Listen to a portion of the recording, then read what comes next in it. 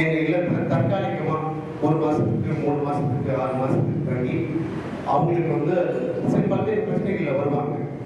அவங்க வந்து கணவன் மனைவி இல்லைன்னா மாமியார் மருமகள் நாத்தனார் அண்ணி இப்படி இருக்கக்கூடிய பிரச்சனைகள்ல கவுன்சிலிங் கொடுத்து அவங்க வந்து ஃபேமிலியோட சேர்த்து வச்சிருக்கோம். இது இல்லாம இன்னைக்கு 24 பெண் குழந்தைகள் பாதை நிறுவனத்தில் தங்கி அவங்க வந்து படிச்சுட்டு இருக்காங்க. பாதையுடைய நோக்கமே வந்து கல்வி கொடுப்பது மட்டும்தான் பிரதான முக்கியமான நோக்கம். அதற்கு அடுத்ததுதான் அவங்களுக்கு இடம், உணவு, உடை. அப்போ இப்படி பார்க்கும் பொழுது ஒரு 1.5 வருஷத்துக்கு முன்னாடி பிஷேர்னு சொல்லிட்டு எங்க பாதை நிறுவனத்துக்கு வந்தாங்க.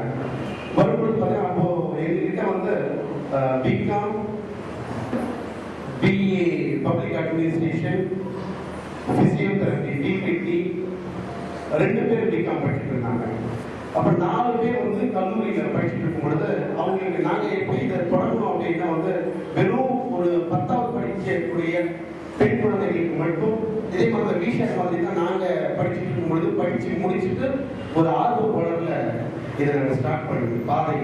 இப்போ அவங்களுக்கு ஃபீஸ் மட்டும் கட்டலாம், அப்புறம் இன்னும் சில நேரங்களில் தாண்டி யூனிஃபார்ம் வாங்கி கொடுக்கலாம், நோட்டு வாங்கி கொடுக்கலாம் அப்படின்னு. அதுக்கப்புறம் பார்த்தா 24 பெண் குழந்தைகள் வந்துட்டாங்க. பெரிய பிள்ளைகளா இருக்காங்க கல்லூரியில். பிபிடிக்கு மட்டும் பார்த்தோம் அப்படின்னா 4 லட்சம் ரூபாய் ஃபீஸ். அப்புறம் பிகாமுக்கு பார்த்தோம் அப்படின்னா கிட்டத்தட்ட ஒரு 25,000 ரூபாய் 3 வருஷத்துக்கு ஃபீஸ், பஸ் பாஸ், அது எக்ஸாம் ஃபீஸ் இதெல்லாம். இப்படி ஒவ்வொருத்தருக்கும் செலவுகள் நிறைய வரும் பொழுது எங்க குரூப்பால நாங்களும் ஒரு குரூப்பை தான் இதை ஆரம்பிச்சோம். எங்களால் வந்து செலவு செய்வதற்கு போதுமான வசதி வாய்ப்புகள் இல்லாமல் அப்போ விஷால் உள்ள வரும் பொழுது நாங்கள் விஷால்கிட்ட கேட்டோம், யாராவது 1-2 பேருக்கு படிப்புக்கான செலவுகள் நீங்க ஏற்கனவே நல்லா இருக்கும். அப்போ அவங்களால முடிந்த பிகாம் படிக்கிற பிள்ளைக்கு 2-3 முறை எக்ஸாம் ஃபீஸ் கட்டியிருக்காங்க. அப்புறம் பிஏ பப்ளிக் அட்மினிஸ்ட்ரேஷன் படித்த பிள்ளைக்கு வந்து ஃபீஸ் ஒரு 2 வருஷத்துக்கு ஃபீஸ் கட்டியிருக்காங்க. இது மட்டும் இல்லாம நாங்க சில கோரிக்கைகளை வச்சோம். பிள்ளைங்க வந்து டெய்லி வந்து அவங்க செய்திகளை தெரிஞ்சுக்கிட்டு நீங்க வந்து நியூஸ் பேப்பர் வாங்கி கொடுக்கணும் அப்படின்னு, அதையும் தாராளமா நீங்க பண்ணுங்க அப்படின்னு சொல்லிட்டு ஒவ்வொரு நாளும் டெக்கான் காணிகள் எங்களுக்கு வாங்கி கொடுத்துட்டு இருக்காங்க. இது இல்லாம பாதை நிறுவனத்தில் இருக்கக்கூடிய குழந்தைகளை கவனிச்சுக்கிறதுக்கு, சமைக்கிறதுக்கு, பொறுப்பா பார்க்கறதுக்கு ஒரு பொறுப்பாளர் இருக்காங்க. அவங்க வந்து எல்லாருமே அம்மான்னு தான் சொல்லுவோம். அவங்களுக்கு நாங்க சம்பளம் கொடுத்துட்டு இருக்கோம். அவங்களுக்கு வெறும் 1,500 ரூபாய் தான்.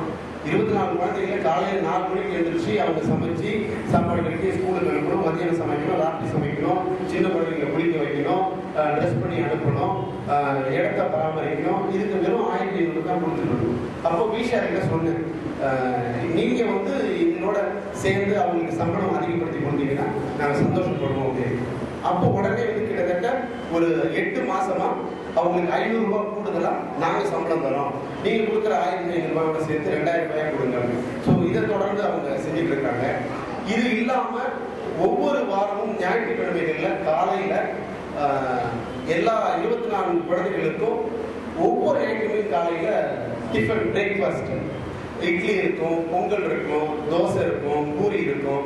இப்படி ஒவ்வொரு நாளும் வெரைட்டியா வந்து ஒவ்வொரு ஞாயிற்றுக்கிழமையும் வெரைட்டியா அவங்களுக்கு வந்து இவங்க டிஃபன் வாங்கி கொடுத்துட்டு இருக்காங்க.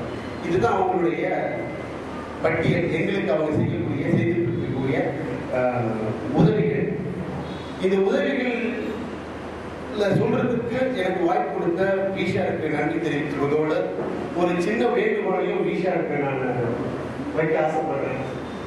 என்ன அப்படின்னா இப்போ பொதுவா வந்து நாங்க பாதை ஆரம்பிக்கும் பொழுது ஒரு ஸ்லம்லையும் போயிட்டு அவங்களுக்கு ஃபீஸ் கட்டுறது, காசு கொடுத்துட்டு வந்துடும் அந்த பேரண்ட்ஸ் கிட்ட. அதுக்கப்புறம் வந்து யூனிஃபார்ம் நீங்க வாங்கிட்டு காசு கொடுத்துட்டு வந்துடும். பட் அது சரியா போகுமா போயிருக்கான்றத நாங்க யோசிச்சு பார்க்கும் பொழுது இது எந்த உதவி செஞ்சாலும் நம்ம அதை வந்து கால்குலேட்டிவா கன்ஸ்ட்ரக்டிவா பண்ணணுன்றது எங்களுடைய திட்டமா இருந்துச்சு. அதன் பேர்ல தான் இதையும் தாண்டி அப்பா அம்மா கூட வீட்டில் இருக்கக்கூடிய குழந்தைகளையும் தாண்டி ஆதரவற்ற பெண் குழந்தைகள் நிறைய பேர் இருக்காங்க. அவங்களுக்கு நிறைய உதவிகள் தேவை. அந்த ஒரு காரணத்துக்காக தான் நாங்கள் இந்த கோபோ ஸ்டார்ட் பண்ணுவோம். அப்போ அப்படி பார்க்கும்போது இது என்னுடைய அனுபவத்தில் நான் உங்ககிட்ட ஒரு வேண்டுகோளாக வைக்கிறேன். நீங்கள் வாரம் வாரம் வந்து டிஃபன் வாங்கி கொடுக்குறீங்க, நல்ல விஷயம், ஆரோக்கியமான விஷயம். ஆனால் இது எங்களை பொறுத்த வரைக்கும், பாதையை பொறுத்த வரைக்கும்